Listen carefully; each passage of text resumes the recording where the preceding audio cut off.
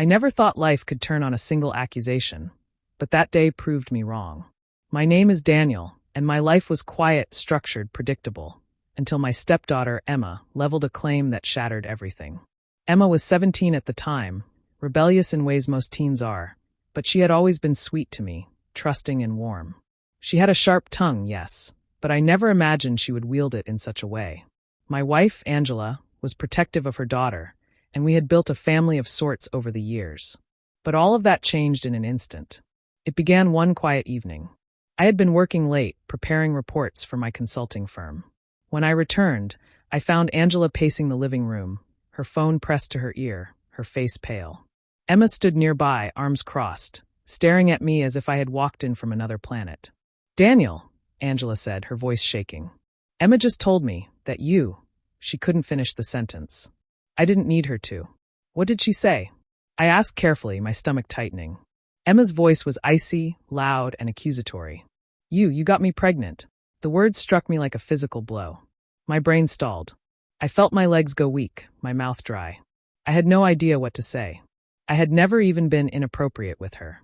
She was my stepdaughter, and I had treated her with nothing but care, respect, and patience. Angela screamed.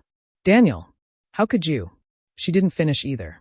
She was frozen between fear, anger, and disbelief, and I saw it immediately. She believed her daughter. Her family, when they were called, believed her instantly as well. Cousins, uncles, aunts, they all started sending messages, calling, and asking if the rumors were true. My world narrowed into disbelief, shock, and panic. I tried to speak. "Angela, wait. You have to listen. This isn't true." But no one listened. Not Angela, not her family, not Emma. I was suddenly the villain in a story I didn't even know had begun. I left the house that night, exhausted, disbelieving. I stayed at a friend's apartment, pacing and thinking. I had no physical evidence, but I knew one thing. The truth mattered more than appearances. I had to prove it. The next morning, I started collecting every shred of proof. Emails, messages, call logs, receipts, work schedules. Anything that would place me miles away from Emma during the time frame she claimed the incident had occurred. Each day, I presented evidence calmly, to Angela at first, hoping she would see reason.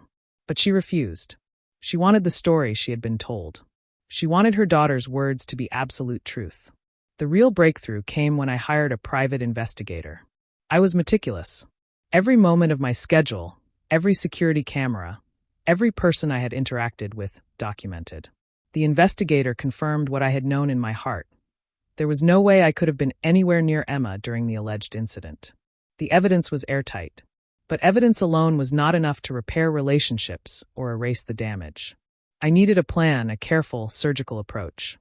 I arranged a family gathering, ostensibly to celebrate Angela's birthday. I knew that in front of everyone, I would have to confront the accusation without causing irreparable harm. I prepared a presentation, discreetly, professionally, showing timelines, receipts, video footage from my office building, even taxi records proving I had been elsewhere. When the night came, Emma's face turned pale as I spoke, calmly, methodically, laying out everything. I didn't accuse her of lying. I didn't yell or scream.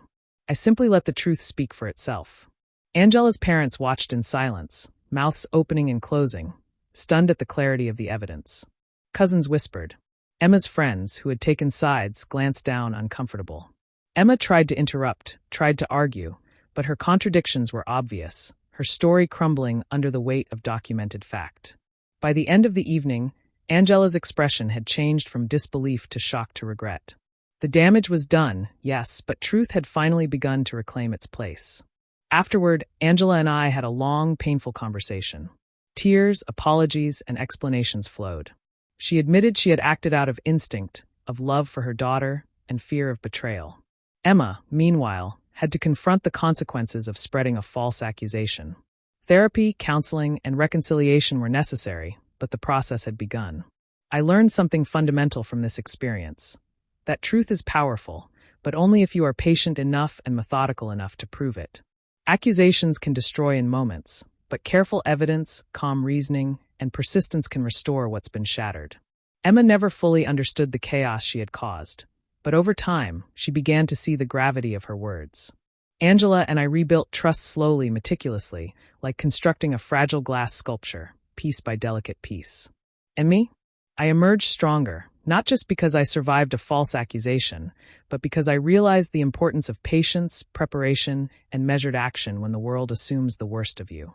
It wasn't revenge, Peresi. It was proof. It was a reminder that truth cannot be silenced, even when disbelief is loud. And in the end, the family that had instantly believed her, they eventually understood. Not quickly, not without difficulty, but the evidence was undeniable. I had been accused, vilified, and nearly destroyed. But by staying calm, documenting everything, and acting decisively, I reclaimed not just my innocence, but my dignity. Sometimes the greatest victories come not with a scream, but with patience, strategy, and an unwavering commitment to the truth.